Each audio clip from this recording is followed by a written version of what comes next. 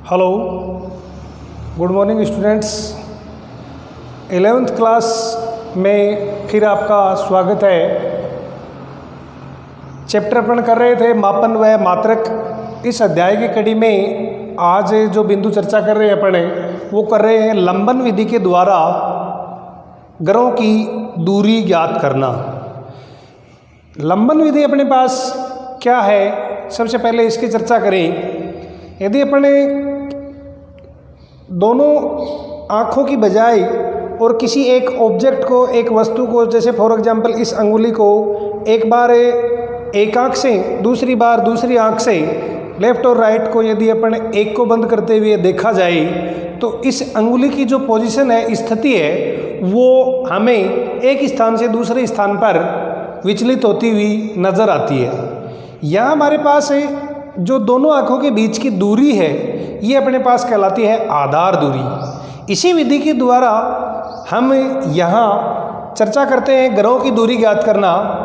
हमारे पास मान लीजिए ग्रह P है जो कि पृथ्वी से काफ़ी दूरी पर है। उस दूरी को अप्रोक्सीमेट हमने माना है S है। इस ग्रह को एक ही समय पर दो अलग अलग धरातल के, पृथ्वी के दो अलग अलग स्थानों से देखा जाता है, एक A से और एक B से। AB जो दूरी है पृथ्वी के ऊपर उसको हम कहते हैं आधार दूरी, जिसको मैंने B से दर्शाया है। अर्थात ग्रह P को एक ही समय पर स्थान A से और स्थान B से जब दृष्टि रेखाओं के द्वारा देखा जाता है तो दृष्टि रेखाओं के द्वारा जो निर्मित कोण है उस कोण को हमने माना है कि थीटा है। और इस थीटा दृष्टि रेखा की जो रेखा है, इन रेखाओं के बीच का कोण थीटा ज्ञात कर लिया जाता है।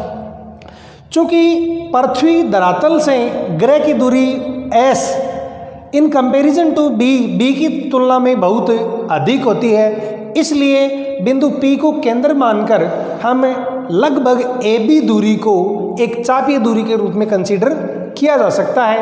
अर्थात यदि AB चापीय है, P केंद्र है, तो हम कोण की परिभाषा लगाएं तो कोण की परिभाषा से अपने पास आता है चाप बटा त्रिज्या। चाप P को केंद्र माने तो चाप हमारे पास है AB और त्रिज्या अप्रोक्सीमेट है S। AB का मान हमने B माना है, S ग्रह की जो दूरी है। चूँकि हमने थीटा दृष्टि रेखाओं के बीच का कोण ज्ञात कर लिया, अतः हमारे पास B का मान ज्ञात है, आधार दूरी ज्ञात है, कोण ज्ञात है, तो हमारे पास ग्रह की जो दूरी S है उसका मान होगा B अपॉन थीटा, जहाँ AB आधार दूरी व साथ ही थीटा जो कोण है वो कोण रेडियन में यदि रखें और गणना के द्वारा हम B और थीटा का मान पुट करके किसी ग्रह P की और पृथ्वी से दूरी का मान ज्ञात किया जा सकता है। लंबन विधि में नेक्स्ट अपने पास है वो एक वैकल्पिक विधि है। इस वैकल्पिक विधि के द्वारा भी हम ग्रहों की पृथ्वी से दूरी ज्ञात की जा सकती है। इस विधि में हम क्या करते हैं कि एक भेदशाला से एक ही स्थान से उस ग्रह को अलग अलग दो भिन्न समय पर देखा जाता है। चूँकि पृथ्वी घूर्णन करती है, यदि मान लीजिए प्रथम बार देखने और सेकंड दोबारा देखने में यदि टाइम T लगता है तो पृथ्वी के घूर्णन के कारण हमारे पास दो स्थितियां प्राप्त होती हैं। पहली स्थिति A, दूसरी स्थिति B प्राप्त होती है। चूँकि पृथ्वी घूर्णन करती है निश्चित कोणीय वेग से, तो दो स्थितियां A और B प्राप्त होती हैं और A और B के जो बीच की दूरी होगी वो अपने पास होगी त्रिज्या इनटू कोण। हमारे पास A और B की जो स्थिति में घुमाव आ रहा है कोणीय स्थिति का, वो आ रहा अल्फा, और धरातल के लिए पृथ्वी के केंद्र से त्रिज्या है R। अर्थात आधार जो दूरी AB है उसका मान अपने पास प्राप्त होता है R अल्फा। पृथ्वी का कोणीय वेग हम जानते हैं कि चूँकि पृथ्वी हमारे पास एक पूर्ण चक्कर में 360 डिग्री यानी 2 पाई का कोण तय कर देती है, और आवर्तकाल T जिसको हम 24 घंटा लेते हैं, तो 24 घंटा कैपिटल T आवर्तकाल समय में एक चक्कर में, तो कोणीय वेग का मान हमारे पास होगा 2 पाई अपॉन कैपिटल T। और ये यदि टाइम T लिया हमने कि टी टाइम में यदि कोण अल्फा में स्थिति हमारे पास ए से बी जा रही है तो इसका मान होगा अल्फा अपॉन टी, यानी ये भी कोणीय वेग को व्यक्त कर रहा है, ये भी कोणीय वेग को व्यक्त कर रहा है। यहाँ से हम अल्फा का मान ज्ञात कर लें तो हमारे पास मान आता है 2 पाई स्मॉल टी, जो स्थिति ए से बी तक जाने में लगा, अपॉन कैपिटल टी। अब दूरी का जो मान होता है वो अपने पास पीछे हम पढ़ चुके, ए बी आधार दूरी अपॉन कोणीय जो स्थिति होगी दृष्टि रेखा की ए और बी से, वो थीटा। ए बी का मान आर अल्फा अपॉन थीटा, यहाँ से हमारे पास थीटा का मान हमें ज्ञात है। टाइम टी का मान हम ए से बी तक यानी प्रथम बार देखने और द्वितीय बार देखने दोनों स्थितियों के बीच का जो समय है वो ज्ञात कर लेते हैं। इसमें मान पृथ्वी की त्रिज्या टी समय होगा, कैपिटल टी 24 घंटा होगा, और थीटा दृष्टि रेखा ए और बी से दृष्टि रेखा के बीच जो हमारे पास दोनों स्थितियां हैं ए और बी, उनसे ये कोण होगा। ये मान पुट करके गणना करके हम दूरी एस का मान ज्ञात किया जा सकता है। इसी कड़ी में अपने पास आता है आकाशीय पिंडों का आकार ज्ञात करना। इसी विधि के द्वारा, लंबन विधि के द्वारा, हम किसी आकाशीय ग्रह का धरातल से दूरी s पूर्ववर्ती आर्टिकल में हम ज्ञात कर चुके।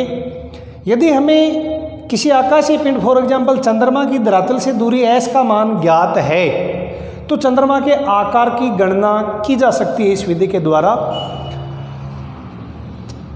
इस विधि में आकाशीय किसी ग्रह कोई पिंड है, उसको धरातल के एक बिंदु O से उसके व्यास तय सिरे A और B को देखा जाता है। दोनों की जो दृष्टि रेखा है, इस दृष्टि रेखा के बीच जो कोण थीटा बनता है वो मापन कर लिया जाता है, ज्ञात कर लिया जाता है। अब हम चाप कोण की परिभाषा यदि इम्प्लीमेंट करें, लागू करें, तो यहाँ हमारे पास कोण थीटा बराबर आता है आधार दूरी ए बी जो कि ग्रह का चंद्रमा का व्यास है, अपॉन त्रिज्या जो कि धरातल से उस ग्रह की दूरी है।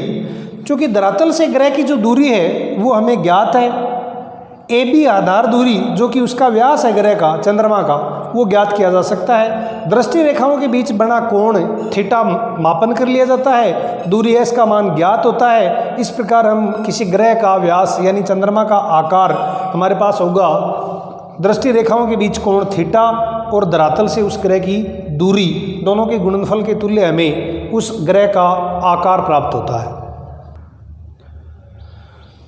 दूसरा हमारे पास आता है लघु दूरियों का मापन करना, जिसमें हमारे पास एक आर्टिकल आता है कि आणविक दूरी या अणुओं का व्यास ज्ञात करना। इस विधि में हम ओलिक अम्ल को प्रयुक्त करते हैं।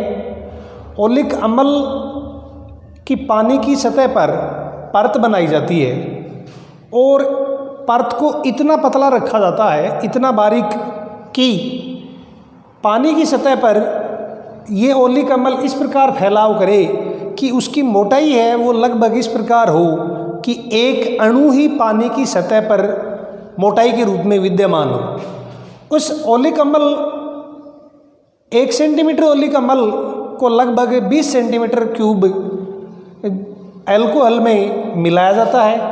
जो विलयन प्राप्त होता है उसमें से पुनः 1 सेंटीमीटर क्यूब आयतन का विलयन लेकर पुनः 20 सेंटीमीटर अल्कोहल में वापस विलय कर दिया जाता है। इस प्रकार जो अंतिम हमें विलयन प्राप्त होता है उसमें ओलिक अम्ल की जो सांद्रता प्राप्त होती है उसका मान होता है 1/400 सेंटीमीटर क्यूब ओलिक अम्ल ओब्लिक डिवाइड बाई अल्कोहल। यानी अल्कोहल में जो ओलिक अम्ल की सांद्रता है वो 1/400 भाग है। यदि 400 सेंटीमीटर क्यूब आयतन अल्कोहल है तो उसमें से 1 सेंटीमीटर क्यूब ओलिक अम्ल का आयतन होगा।